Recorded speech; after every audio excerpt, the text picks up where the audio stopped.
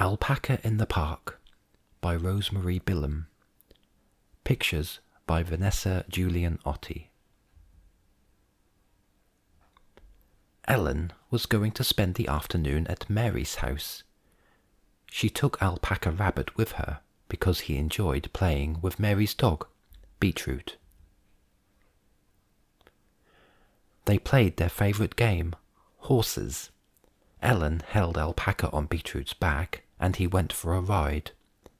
Mary pretended to feed the dog and he licked her palm. Mary's mother asked the girls to go to the shops, so they went into the hall to get ready. Beetroot didn't follow them. He didn't like shopping. "Beetroot got out on his own last week," Mary told Ellen. "Someone found him in the park and brought him back." When Beetroot heard the word park, he wagged his tail and ran outside with Alpaca still on his back. As Beetroot swerved onto the lawn, Alpaca fell off with a bump. Beetroot picked Alpaca up in his teeth and then made for a small hole in the hedge. It was his shortcut to the park. Mary's mother saw him disappearing. "Beetroot," she shouted, "come in at once. Bad dog."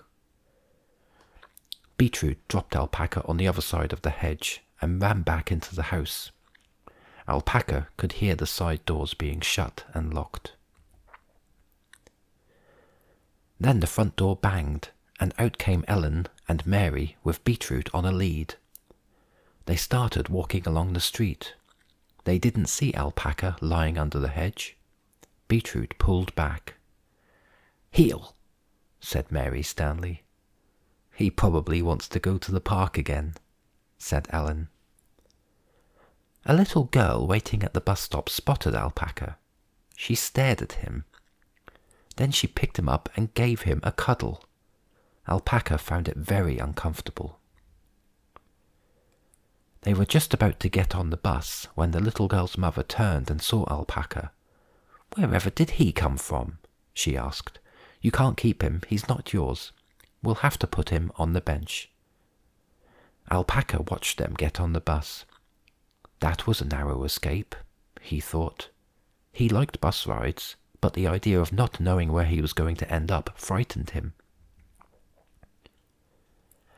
Alpaca waited for Ellen to come back from the shops.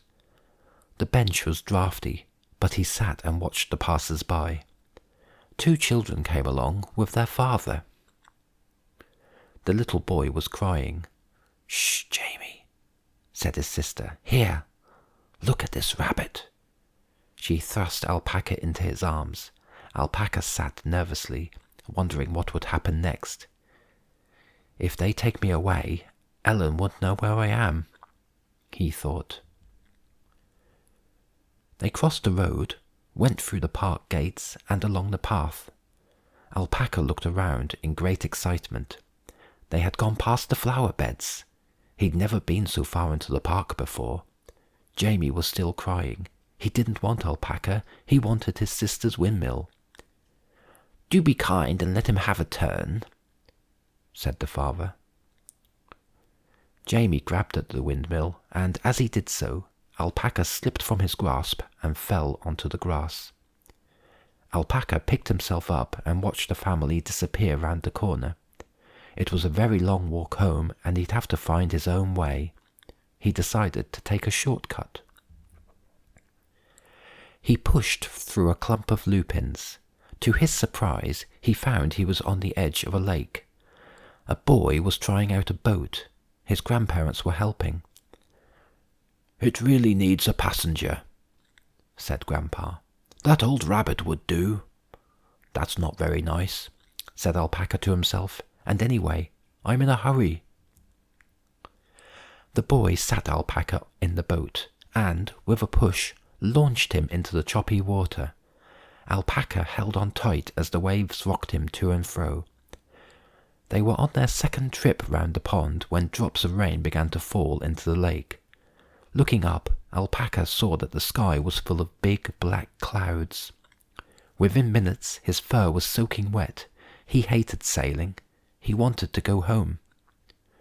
Luckily, at that moment, the boy hauled on the string, pulled Alpaca and the boat to the shore, and lifted them out of the water. Grandpa looked across the tennis courts. He saw a bus coming. "That one's ours," he said. "Quick, let's run for it." They dashed through the rain, past the flower beds, and towards the big gates. At last, someone was taking Alpaca in the direction he wanted to go. They were all out of breath when they reached the bus stop. "We don't want to take that wet rabbit with us," said Grandma. "Leave him here on the bench. He must belong to someone." Alpaca watched as the bus drove away and left him alone. Just then, Mary and Ellen came round the corner. What an amazing piece of luck! Alpaca waited for Ellen to pick him up, but the children were in such a hurry that they went straight past the bench and didn't even glance his way. Beetroot snuffled round the hedge.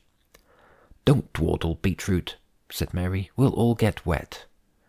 Alpaca sneezed, and Beetroot must have heard, because he suddenly strained towards the bench. Alpaca caught his eye just as Mary pulled him round the gate-post, and then they were gone. Meanwhile, inside the house, Beetroot wouldn't settle down. He kept scratching at the door, so eventually Mary's mother let him out into the back garden. She blocked up the hole with a large stone. Alpaca could hear Beetroot whining. Then he heard him frantically scratching his way out through the hedge. Second later, there was Beetroot, panting in front of him. He had come to the rescue.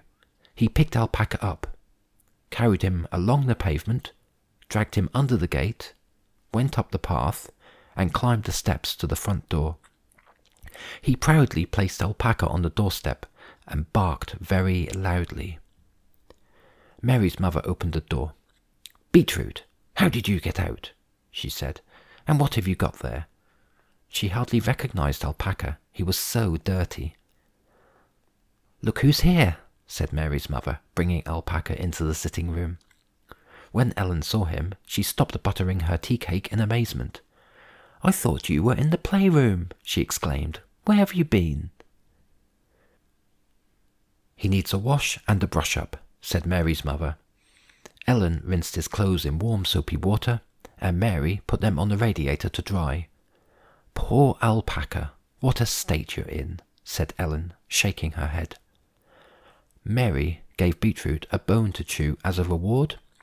Alpaca sat and warmed himself in front of the fire while Ellen brushed his fur. "What have you been up to, old thing?" she said. Alpaca longed to tell her, but it didn't really matter now. Everything was all right again. When it was time to go home, Ellen tucked Alpaca into her jacket. As they went past the park, he looked back over her shoulder. The big gates were closed. The path to the boating lake was dark with shadows and the wind moaned through the trees. Alpaca snuggled down into the warm lining. He'd had enough adventures for one day.